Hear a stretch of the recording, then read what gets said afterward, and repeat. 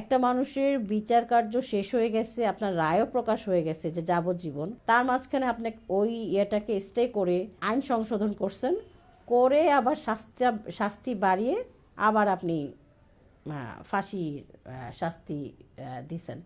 এটা আসলে শুধু বাংলাদেশ কেন, সারা পৃথিবীর ইতিহাসে এটা একটা রেয়ার ঘটনা। তখন কিন্তু শেখ হাসিনাও বললো যে ওরা রাজাকার।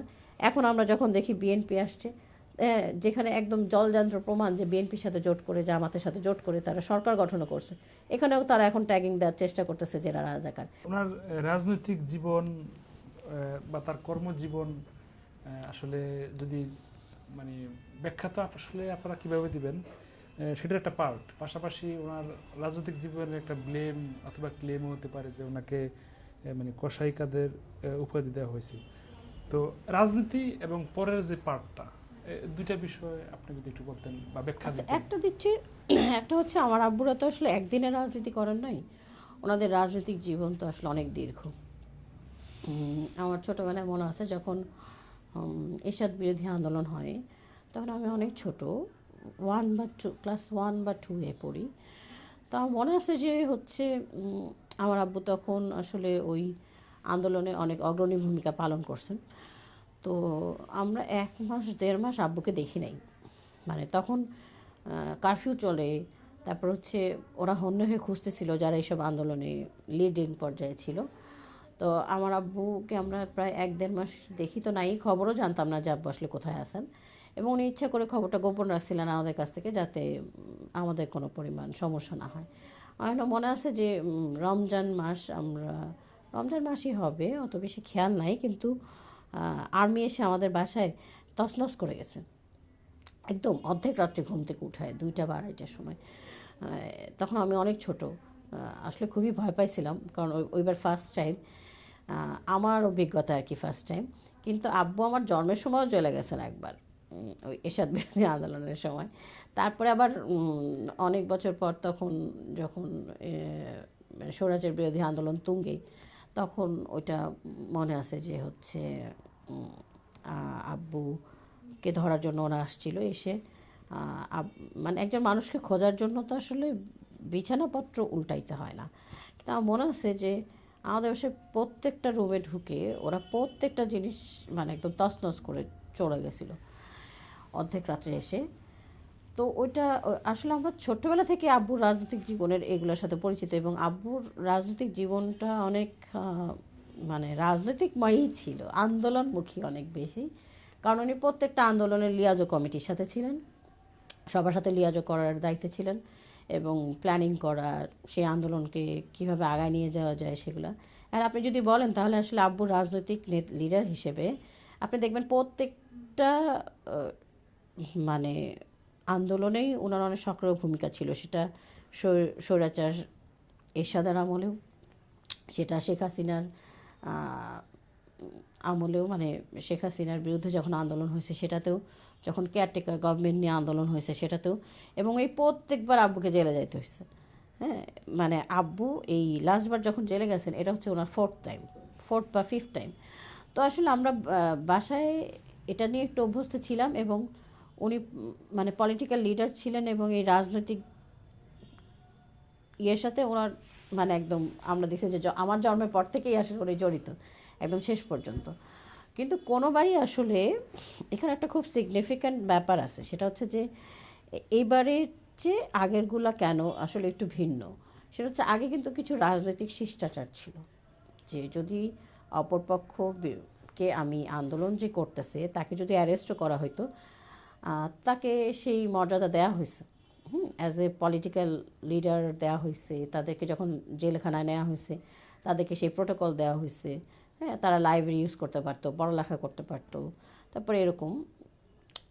কিন্তু এবার যেটা হয়েছে সেটা হচ্ছে যে আওয়ামী লীগ ফ্যাসিস্ট সরকার যেটা প্রতিষ্ঠিত করছে সেটা হচ্ছে যে বিরোধিতা যারা করবে, যারা আপনার মতের বিরুদ্ধে অন্য মত পোষণ করে, তাদেরকে আসলে পুরো সম্পূর্ণভাবে নিঃশেষ বা দমন করা। হ্যাঁ, এবং আব্বুদের ক্ষেত্রে কিন্তু তাই হয়েছে, যে হচ্ছে আব্বু হবে কেন, যে কোনো পলিটিক্যাল ইয়েই বলেন, তবে আমি আব্বুদেরটাই স্পেসিফিক বলি, যে হচ্ছে যে যারা ভিন্ন মত পোষণ করে তাদেরকে জেলখানায় নিয়ে মানে একটা মামলা সাজানো, সেই মামলায় মানে কোনো প্রমাণ প্রুফ করা ছাড়াই জোর জবরদস্তি করে পুরা মৃত্যুদণ্ড দিয়ে দেওয়া, এটা আসলে করাই হচ্ছে তার যেই ফ্যাসিস্ট সরকারের যেই হচ্ছে কি বলবো এটাকে, যে প্রতিষ্ঠিত করার জন্য আরও আরও কয়েক মানে ওরা দেখবেন যে প্ল্যানিং বলছিল 2042 সাল পর্যন্ত।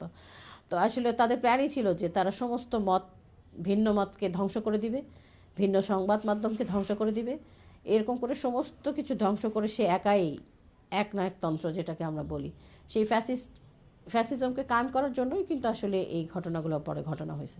সুতরাং আগের রাজনৈতিক পলিটিক্যাল আন্দোলন বা ওইটার সাথে আসলে এটার একটা বিরাট বড় পার্থক্য আছে। আচ্ছা, যেটা বললাম যে ওই যে আপনার আব্বুকে কসাই উপাধি দেওয়া হয়েছিল, ওইটার সপক্ষে আপনাদের আসলে মন্তব্য কি ছিল বা এখন পর্যন্ত? এটা নিয়ে তো ওই সময়ই আমাদের সাংবাদিক ভাইরা কাজ করছেন, এবং মানে আমরা আসলে শুধু তখন কেন, আমরা কখনোই মিরপুরের বসবাস করি নাই, মিরপুরে আমাদের কোনো ঠিকানাও ছিল না। আমি এর আগেও একটা ইন্টারভিউতে বলছি আসলে যে কসাই কাদের আর আব্দুল কাদের মোল্লা কখনোই এক ব্যক্তি না। যদি কসাই কাদের যেই চার্জশিটটা আনা হয়েছে কসাই কাদের হিসেবে আব্বুকে বলে মেহরুন্নেসার বিরুদ্ধে পল্লবীতে মিরপুরে, সেখানে দেখা যাচ্ছে যে কসাই কাদের যে ছিল সে হচ্ছে কয়েকশো লোক খুন করছে, কয়েকশো মানুষকে হত্যা করছে। তো এখন ধরেন যে এইরকম একটা ক্রিমিনাল, তার বিরুদ্ধে কোনো মামলা হয় নাই, এটা কি পসিবল? এটা আসলে লজিক্যালি যদি আপনি চিন্তা করেন এটা পসিবল না। 2 নম্বর হচ্ছে যে আমার আব্বু ঢাকা ইউনিভার্সিটিতে পড়ছেন 71-এর পরে আইআর ডিপার্টমেন্ট থেকে, এরপরে হচ্ছে বিএড করছেন, এমএড করছেন, তারপরে হচ্ছে উনি ইসলামিক ফাউন্ডেশনে জব করছেন যেটা সরকারি, তারপর হচ্ছে উনি রাইফেলস পাবলিক স্কুল অ্যান্ড কলেজের ভারপ্রাপ্ত প্রিন্সিপাল ছিলেন যেটা সরকারি, উনি উদয়ন স্কুলে টিচার ছিলেন।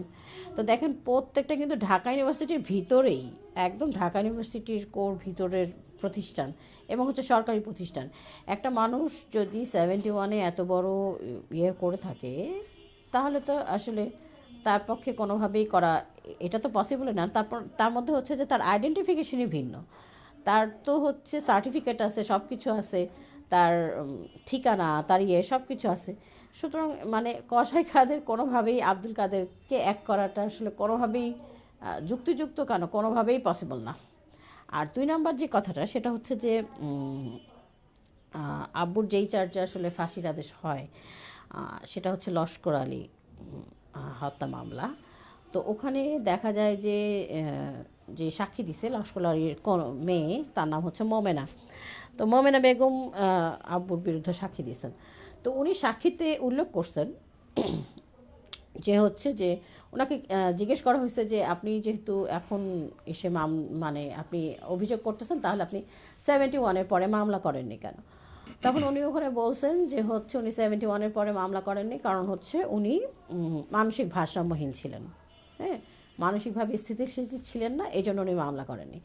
তাহলে বিষয়টাকে তো অদ্ভুত দেখেন যে 71-এর পরে মামলা করেনি, মানসিক ভারসাম্যহীন ছিল, সে 40 বছর পরে সে মামলা করছে, সেটা কি তার মানসিক মানে এরকম একজন মানসিক ভারসাম্যহীন মানুষের সাক্ষ্যতে কি আসলে এত বড় একটা ডিসিশন নিয়ে দেওয়া যায় যে আপনি একজন মানুষকে ফাঁসির আদেশ দেবেন?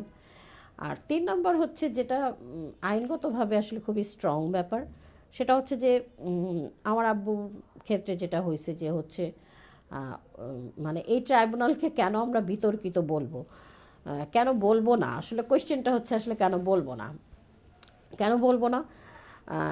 অবশ্যই এটা বিতর্কিত ট্রাইব্যুনাল। কেন বিতর্কিত ট্রাইব্যুনাল?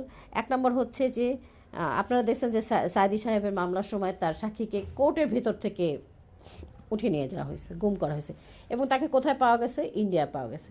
এরপরে যদি দেখেন আমার বাবার ফাঁসির আগে সুজাতা সিং যখন আসলেন, এটা আব্বু চিঠিতে উল্লেখ করছেন, আমার কাছে মনে হয় এটা লাখ লাখ ভিউ হয়েছে, যে সুজাতা সিং আসার পরেই কিন্তু আব্বুর এই ফাঁসির মানে যাবজ্জীবনটা চেঞ্জ করে এটা ফাঁসির আদেশ দেওয়া হয় এবং তাড়াহুড়ো করে ফাঁসি দেওয়া হয়। একটা মানুষের বিচার কার্য শেষ হয়ে গেছে, আপনার রায়ও প্রকাশ হয়ে গেছে যে যাবজ্জীবন, তার মাঝখানে আপনি ওই ইয়েটাকে স্টে করে আপনি আইন সংশোধন করছেন, করে আবার শাস্তি বাড়িয়ে আবার আপনি ফাঁসির শাস্তি দিছেন, এটা আসলে শুধু বাংলাদেশ কেন সারা পৃথিবীর ইতিহাসে এটা একটা রেয়ার ঘটনা। এবং আমার কাছে মনে হয় যে আসলে এই বিচার ব্যবস্থাকে ধ্বংস করাই ছিল আসলে শেখ হাসিনার ফ্যাসিজম কায়েমের অন্যতম একটা এজেন্ডা, যাতে আসলে পরবর্তীতে কোনো মানুষই আসলে মানে সঠিক বিচার পাবে না, ন্যায় বিচার পাবে না। এই বিচার ব্যবস্থাকে ধ্বংস করা এবং একে কুক্ষিগত করার এটা আসলে অত্যন্ত গুরুত্বপূর্ণ একটা উদাহরণই হচ্ছে ট্রাইব্যুনাল। আচ্ছা, আমি একটা তথ্য মানে গণমাধ্যমে শুনেছি যে 1996 সালে একবার আপনার বাবা আত্মগোপনে ছিলেন এবং তার সাথে অথবা উনি তার সাথে তোফায়েল আহমেদ, যার সঙ্গে একসাথে আত্মগোপনে ছিলেন শেখ হাসিনার নির্দেশে, মানে ওই গল্পটা মনে পড়ে কিনা আপনাদের যে হ্যাঁ, তাকে এখন যুদ্ধাপরাধী শাস্তি দেওয়া হলো, গ্রেপ্তার, মানে এরা তো তখন তো তাকে বলা হয়েছিল যে একসাথে আত্মগোপনে থাকে।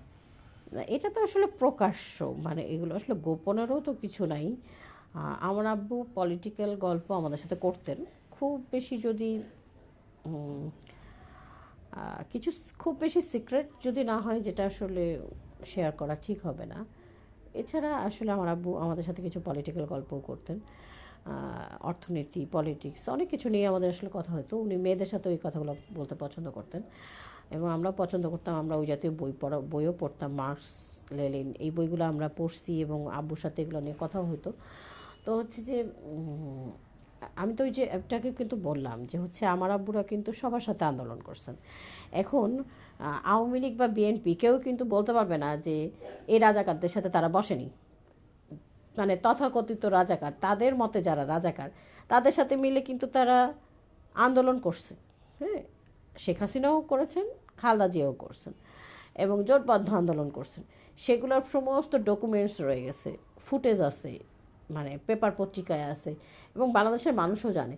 কিন্তু এগুলো জানার পরও ওই যে আমি বললাম যে আবুল লিয়াজও কমিটিতে ছিলেন, উনি তোফাল আহমেদ, আনোয়ার হোসেন মঞ্জু, তারপর হচ্ছে মোর্শেদ খান, তারপর হচ্ছে আসলে ওনারা পলিটিক্যালি ফ্রেন্ড ছিলেন, যা হয় আর কি একসাথে। আমি যে বললাম যে আগে আসলে এই কালচারটা এত বাজে ছিল না যে ভিন্ন মতের কারোর সাথে বসা যাবে না অথবা তার সাথে একই টেবিলে বসে কথা বলা যাবে না।